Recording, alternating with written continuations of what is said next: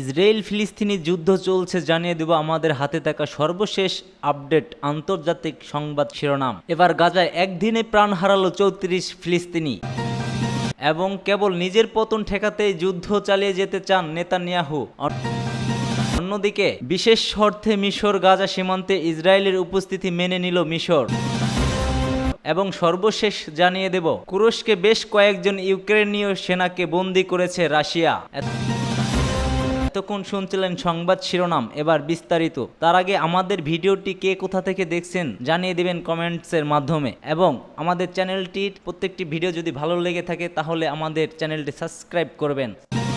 গাজায় একদিনে প্রাণ হারালো ৩৪ ফিলিস্তিনি। ইসরায়েলি আগ্রাসনে আরও একটি ভয়াবহকর দিন দেখল গাজাবাসী। ২৪ ঘন্টায় প্রাণ হারিয়েছে ৩৪ ফিলিস্তিনি, গুরুতর আহত শতাধিক, জানিয়েছে কাতার ভিত্তিক সংবাদ মাধ্যম আল জাজিরা। গাজা সিটির আরও একটি স্কুলে হামলা চালায় ইসরায়েলি বিমান বাহিনী। মুস্তফা হাফেজ নামে স্কুল ব্যবহৃত হওয়ায় আসছিল শরণার্থী শিবির হিসেবে। সর্বশেষ খবর পাওয়া পর্যন্ত প্রাণ গেছে ১০ জনের। হতাহতের সংখ্যা আরও বাড়তে পারে বলে শঙ্কা করছে কর্তৃপক্ষ। হামলা হয়েছে দেইর আল বালাহ, রাফা সহ অন্যান্য অঞ্চলেও। বেসামরিকদের লক্ষ্য করে চালানো হচ্ছে এসব হামলা। প্রসঙ্গত গত বছর ৭ই অক্টোবর থেকে ইসরায়েলি হামলায় প্রাণহানি হয়েছে প্রায় ৪০,০০০-এরও বেশি ফিলিস্তিনি। ১০ মাসের বেশি সময় ধরে এই আগ্রাসনে আহত ৯৩,০০০ ছুঁই।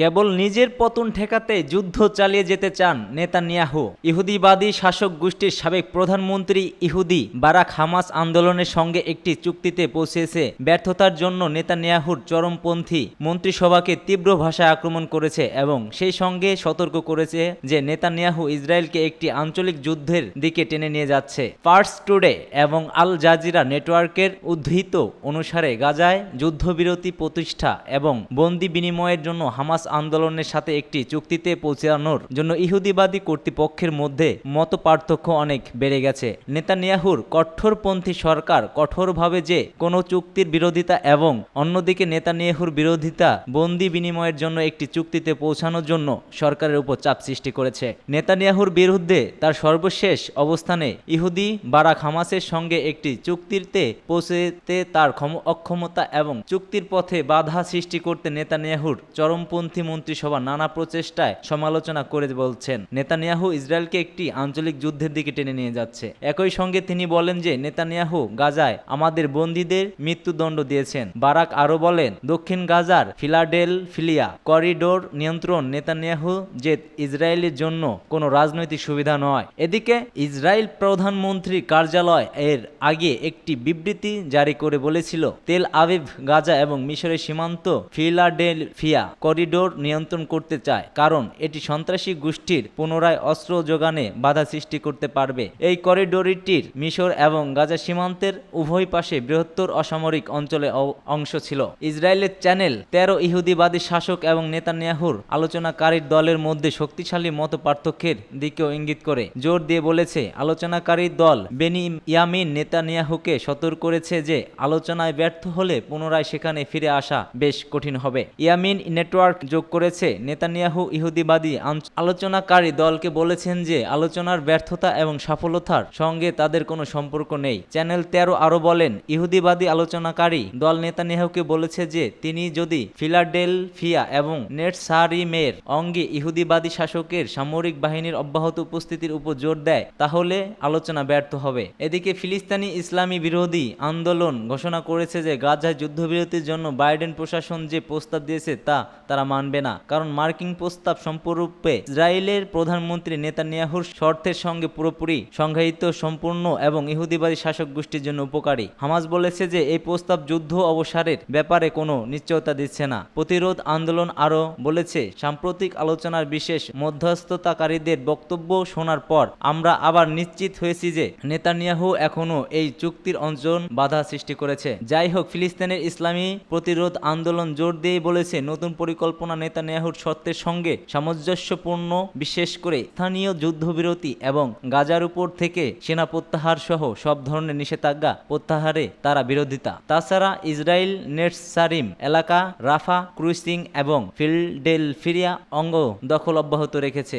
বিশেষ শর্তে মিশর গাজা সীমান্তে ইসরায়েলের উপস্থিতি মেনে নিল মিশর। রাফা বর্ডার খুলে দেওয়ায় শর্তে মিশর গাজা সীমান্তে ইসরায়েলের উপস্থিতি মেনে নিয়েছে মিশর। মিডল ইস্টট আইকে অন্তত 3 জন সিনিয়র মিশরীয় কর্মকর্তা এই তথ্য নিশ্চিত করেছেন। গণমাধ্যমটি জানিয়েছে মিশর ও ইসরায়েল একটি সমঝোতায় পৌঁছেছে। চুক্তি অনুযায়ী ফিলিস্তিনিদের জন্য রাফা ক্রসিং পুনরায় চালু হবে। এর বিনিময়ে মিশর গাজা সীমান্তে ইসরায়েল নিরাপত্তা উপস্থিতি অনুমোদিত দিবে মিশর। একজন মিশরীয় কূটনীতিক, জেনারেল ইন্টেলিজেন্স সার্ভিসের একজন কর্মকর্তা এবং মিলিটারি ইন্টেলিজেন্সের জন্য অন্য একজনের মতে ইসরায়েল সীমান্ত এলাকার জন্য দুটি বিকল্প উপস্থাপন করেছে। সেটি ফিলাডেলফি করিডোর নামে পরিচিত।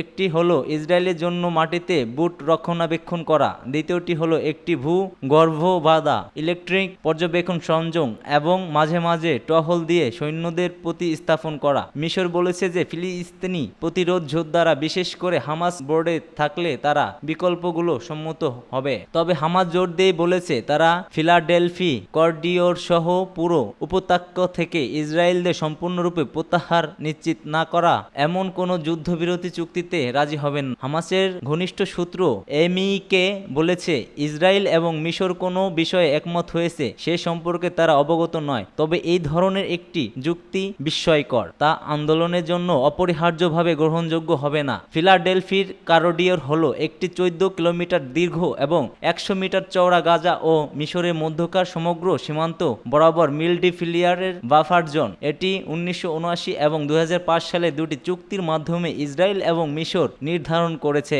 চুক্তি অনুযায়ী কোনো দেশই একতারভাবে ওই এলাকায় বাহিনী পাঠাতে পারবে না। কিন্তু মে মাসে ইসরায়েল সামরিক বাহিনী রাফা ক্রসিং দখল করে এবং সীমান্ত বরাবর নিয়ন্ত্রণে প্রতিষ্ঠা করে। এমন পদক্ষেপে মিশরীয় সরকারের মুখপাত্র দিয়া রাশওয়ান 1979 সালে শান্তি চুক্তি লঙ্ঘন হিসেবে নিন্দা করেছিলেন। এরপর থেকে করিডোর ও রাফা ক্রসিং ইস্যুতে মিশর ও ইসরায়েল বেশ কয়েকটি বৈঠক করেছে। এটা আমেরিকান উপস্থিতিও ছিল।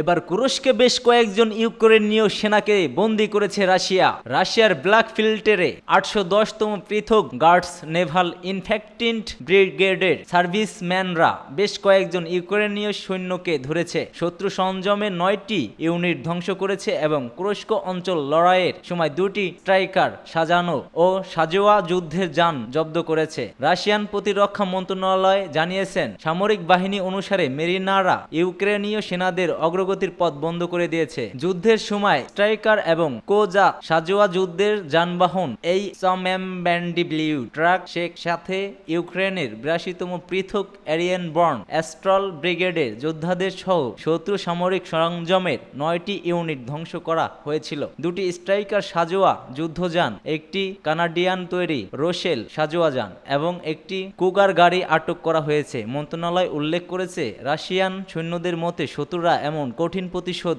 আশা করেনি। মন্ত্রণালয় আরও উল্লেখ করেছে যে ব্যর্থ আক্রমণের পর ইউক্রেনীয় সামরিক বাহিনী রাশিয়ান যোদ্ধাদের বাইপাস করার চেষ্টা করেছিল, কিন্তু আক্রমণকারীরা গোষ্ঠীর কমান্ডারের দক্ষতার জন্য তাদের পরিকল্পনা ব্যর্থ হয়েছিল। তারপর মেরিনারা যুদ্ধে আরও নিয়ন্ত্রণ নেই এবং শত্রু হালকা ও জারি সংযম ধ্বংস করার জন্য সুবিধাজনক অবস্থান নিতে সক্ষম হয়েছিল।